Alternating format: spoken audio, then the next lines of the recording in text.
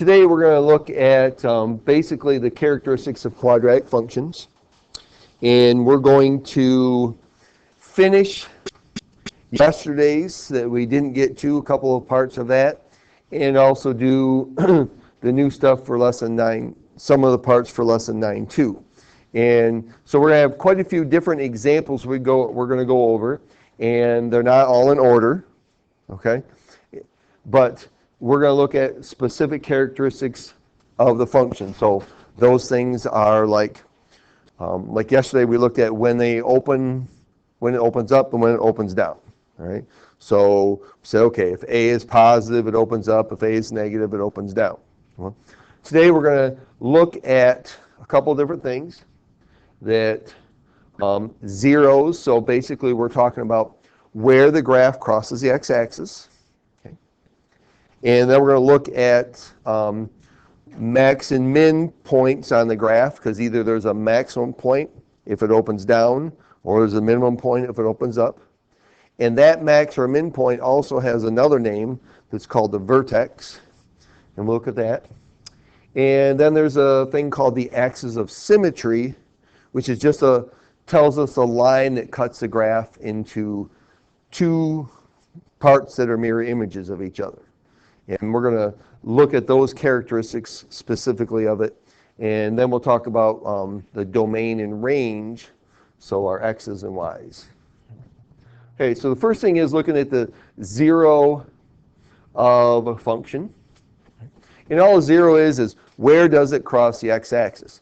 And when we're talking about quadratics, and as we do it during this whole chapter 9, is when they ask us for zeros, there's actually 3 different names that come up with this. And they all mean the same thing. Right? So there's zeros, and then we'll also talk about roots, and we'll say x-intercepts.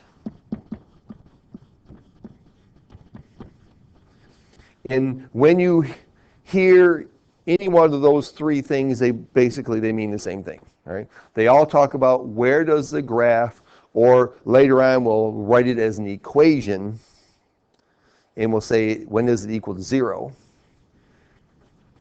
But those are all the same thing. Basically, where does the graph cross the x-axis? Where does the function equal 0? So we'll see it this way. All right, y equals x squared minus 2x minus 3. And they'll say, okay, find the zeros. Or later on, we'll look at it this way and we'll say, hey, solve that equation. Well, when I say solve this equation, that's all I'm asking you for, is to find the zeros or the roots or the x-intercepts. Right? And with graphs, it's really nice and easy, because all we have to do is look at the graph, say, okay, where does it cross the x-axis? So here we'll say that the zeros are at -1 and 3.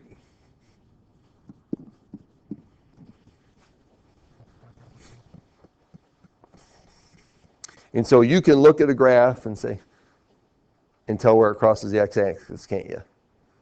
Right? Unless it's a situation where it's in between the lines, and we'll get to those eventually too, where it's not right on a specific x value. Right? So the zeros for letter A, -1 and 3. Right? So these 3 examples actually show us the 3 different possibilities there are with quadratics. That there are either 2 roots or zeros or x-intercepts, like there are in A. Letter B, there's only 1, and that's at -4. In letter C, there are none. So with quadratics, there's either 0 roots or 1 root or 2 roots, just depending on how many times the graph crosses the x-axis. And these are 3 different possibilities there can be.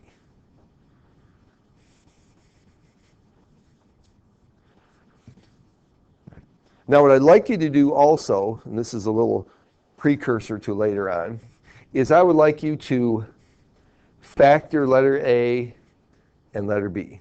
Okay? So take a minute and factor A and B. Okay? All right, and Katie, what's the other one? Okay. X plus 4 twice, right? All right, so I can write that as x plus 4 squared, can't I? So notice, and this is a precursor just to help us later on, is notice that here this is in factored form, and look what my two zeros are. So we have a factor of x plus 1 and a 0 of negative 1, factor of x plus 3, or x minus 3, and a 0 of positive 3. How are these two zeros related to the numbers in unfactored form? Okay, they're the opposites. Okay, and our 0 here for letter B was, there was only 1 at negative 4, and my factor was x plus 4. All right, so always, if you can write it in factored form, then the zeros are always going to be pretty much the opposite, okay? Especially if it's just, if A is 1 for our quadratic, right? So there's the zeros, and all it is where does the graph cross the x-axis? Okay? Tells us the zeros. All right. The highest or lowest point on a parabola is called the vertex. If the parabola opens up, the vertex is the lowest point or minimum, and if the parabola opens down, then the vertex is the highest point or maximum. And so when we talk about the highest point and the lowest point, so min and max, we're only referring to the y value when we talk about the min or max. Right? So the vertex is the point, the highest point or the lowest point. The min or the maximum are just the y values for them. So when we say min or max, we're just talking about the y value.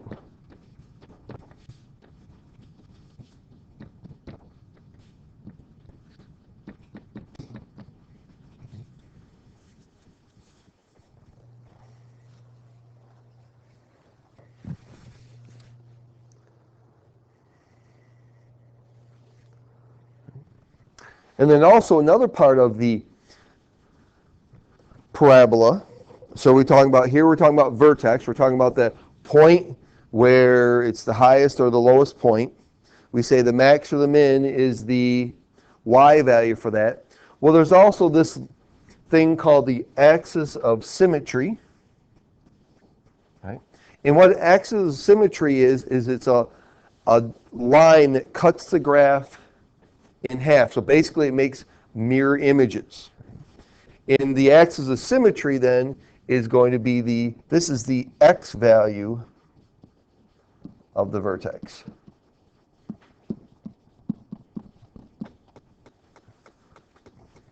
And it's a line, so we will always say that x equals.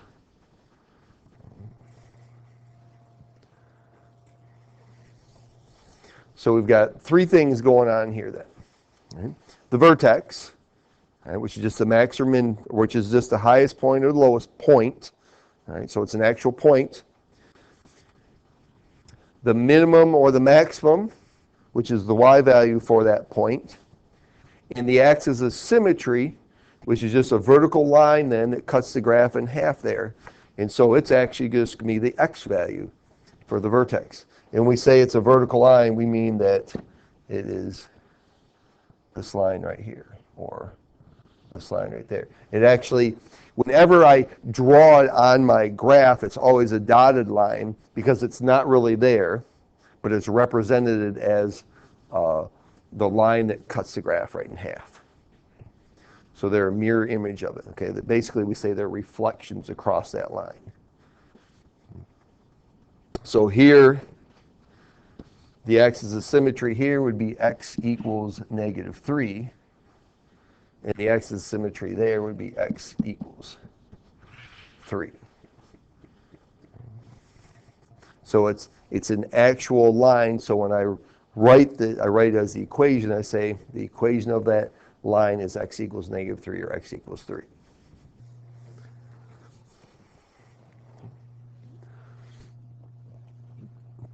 All right, so here we have two graphs. We're going to find the vertex identify the min or the max, and the axis of symmetry.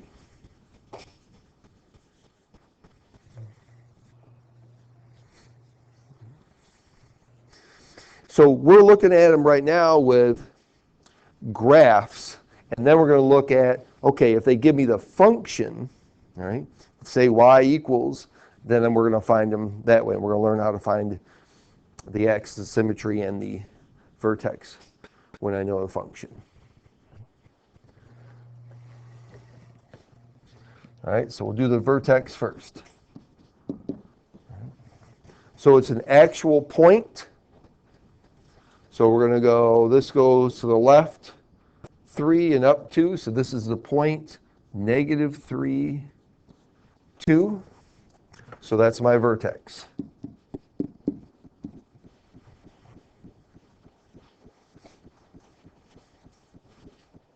Since that vertex is the lowest point on the graph because it opens up, then that means we have a minimum. All right, and we have a min at 2. All right, all we're doing is recognizing that value. We're not going to say y equals 2. We're just saying the minimum is 2. And then the axis of symmetry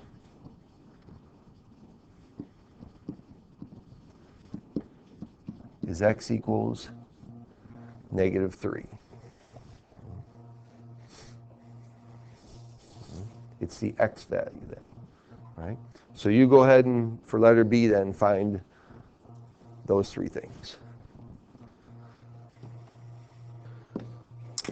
One of the things when we do the vertex is we'll give it letters to help us represent things. Like right now you think of this as x and y, and later on we'll actually be using the fact that we'll use the letters h and k.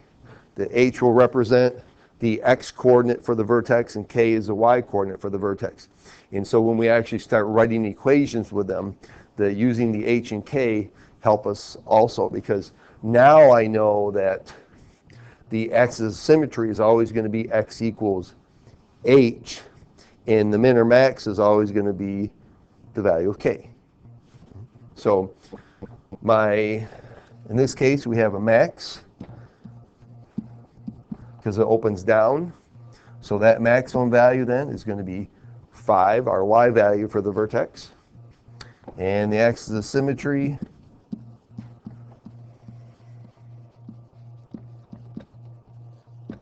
x equals 2. And make sure you say x equals, because it is actually referring to a line, and so you always have to have an equal sign for a line. Either y equals if it's a horizontal line, x equals if we're talking about a vertical line. Okay.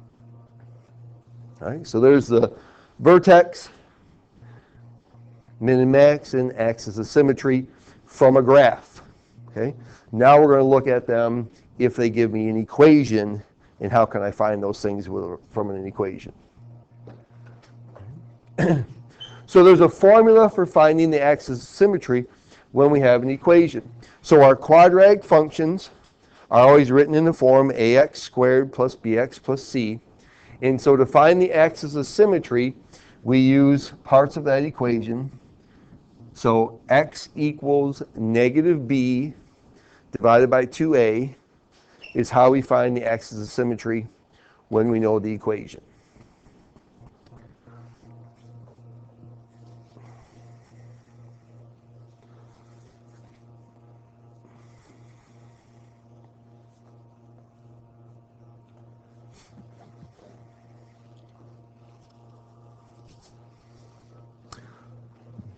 So this is, when we're done with this is going to tell me the x value for the vertex.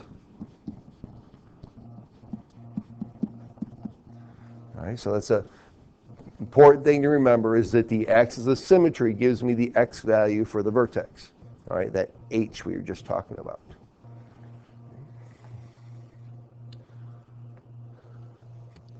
All right, so here we have the equation y equals -3x squared plus 10x plus 9. We want to find the axis of symmetry. So we're just going to do x equals -b over 2a. So some of you, it's going to help you to, as we're working through all of this process, a good thing to do would be to, when they give you an equation, is write down the values of A, B, and C to start with, just to help you remember them. Because they all have a purpose, and we use them in a couple different ways. So A, always the coefficient of x squared, -3. B, the coefficient of x is 10. And C, the constant is 9. So it's a good idea if you know what they are, and for most of you, it won't be a problem, but for some of you, it might be easier and it might help you just to identify them right away so that you put them down correctly. All right. So we have the opposite of B is 10 over 2 times -3.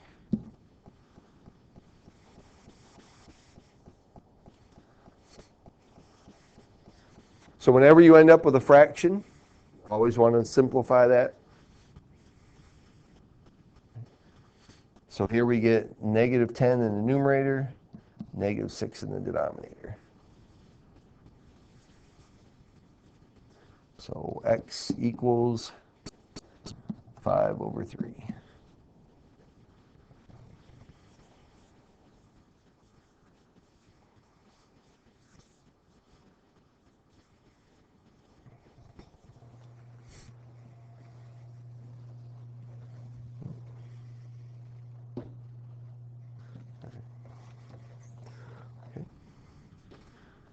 So there's the axis of symmetry.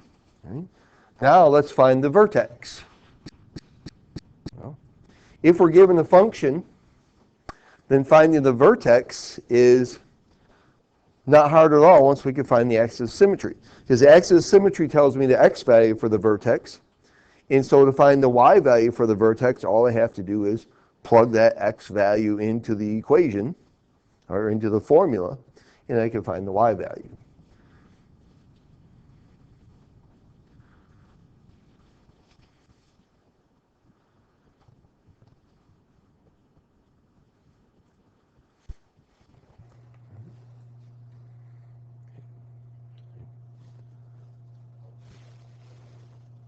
You want that stuff?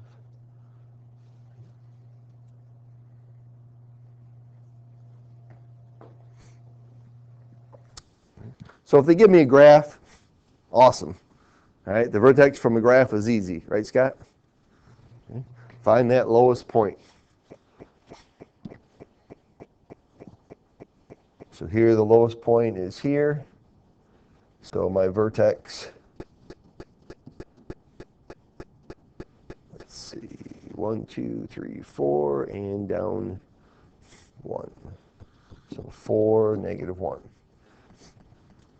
One thing to notice is that we were talking about the zeros, that the vertex is always halfway between the zeros. So actually the axis of symmetry is halfway between the zeros.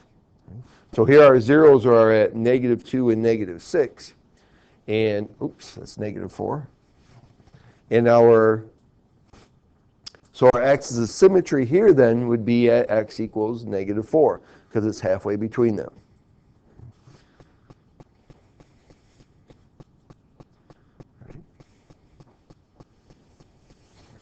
So we know all those things. Axis of symmetry, x equals -4. In this case, we'd have a minimum at -1.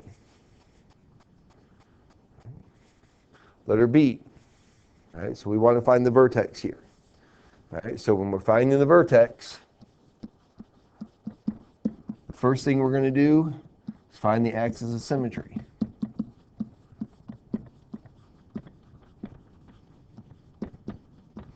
All right, so because that gives us the x value for the vertex.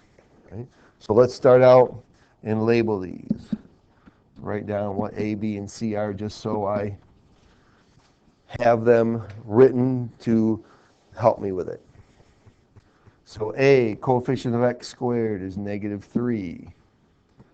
B, the coefficient of x is 6. and the constant is -7.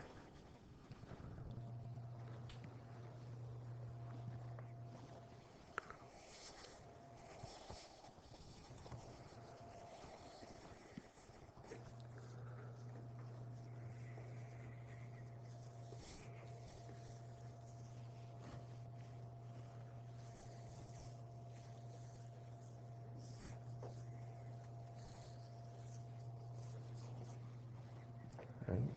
So let's find that x value. So we get negative b over 2a, so the opposite of b, which is 6, over 2 times -3.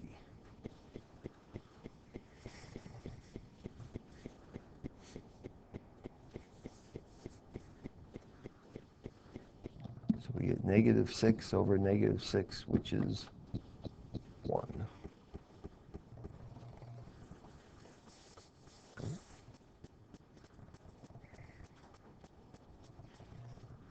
So then to find the y value for the vertex, we're just going to take this x value here, 1, and we're going to substitute it in for x to find the y value. Okay? We know the x value for the vertex. To get the y value then, we're just going to substitute it in for x. So we get y -3 times 1 squared plus 6 times 1 minus 7.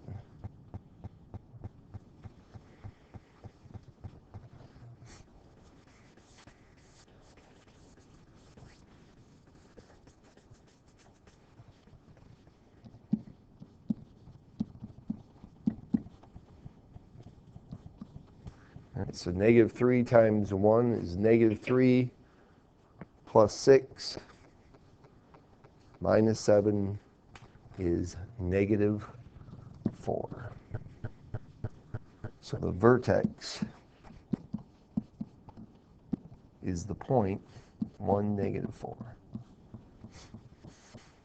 Right? And make sure when you're done you write it as a point. Right? 1, -4. Don't just find x and y, but actually write it as a point.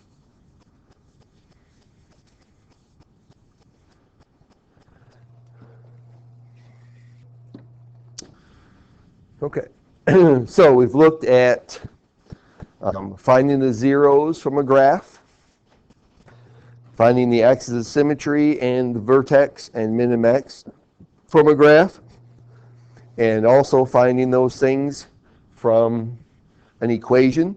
So if we finish this one with number 4, all right, so it tells us the vertex, and so remember that the axis of symmetry then is x equals 2. And does this have a min or a max?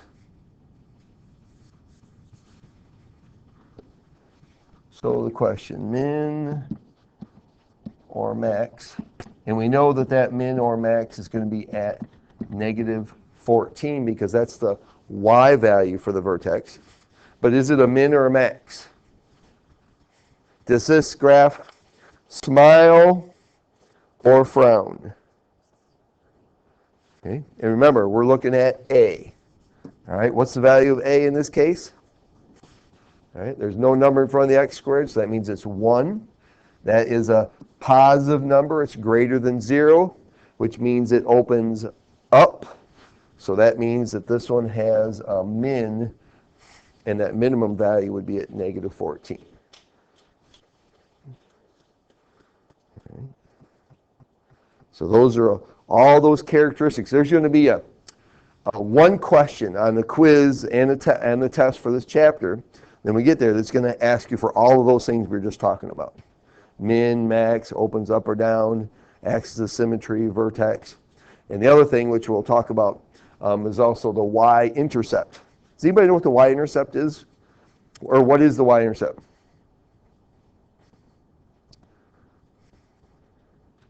When we talk about y-intercept, what is that?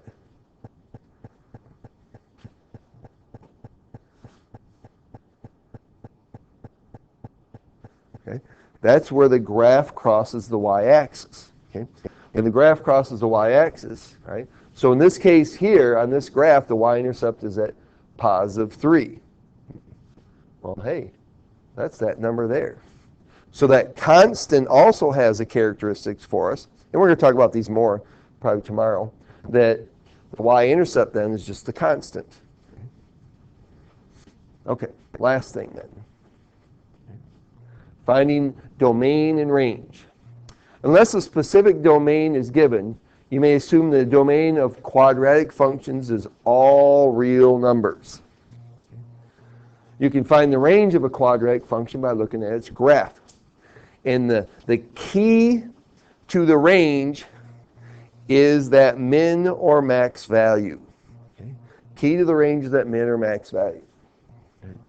So here we have the graph of x squared minus 4x plus 5. And they want us to find the domain and range. Well, for all quadratics,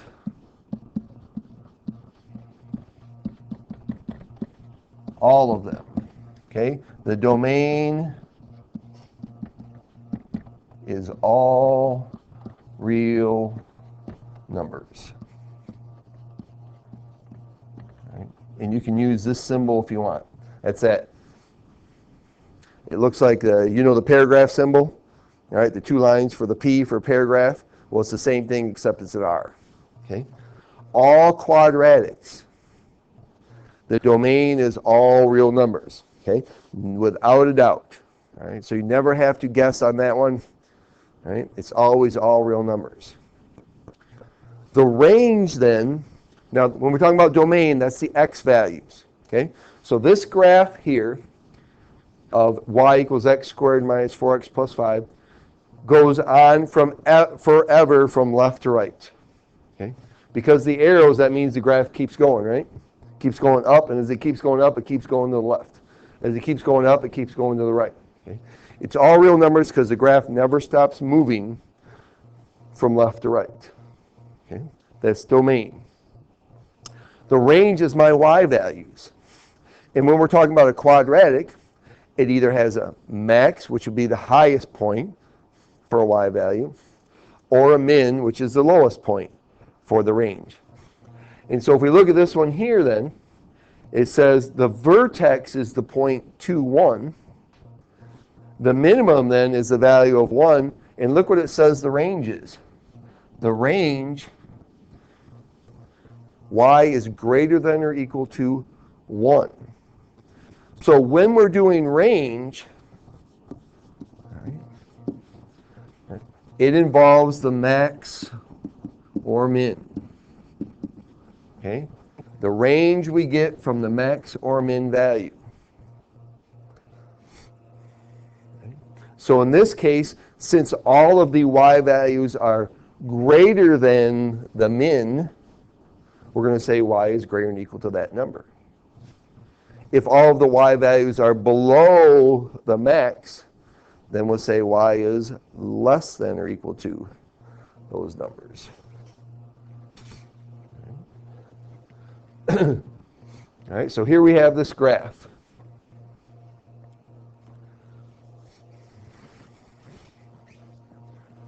And I have my point here that I want to know what it is.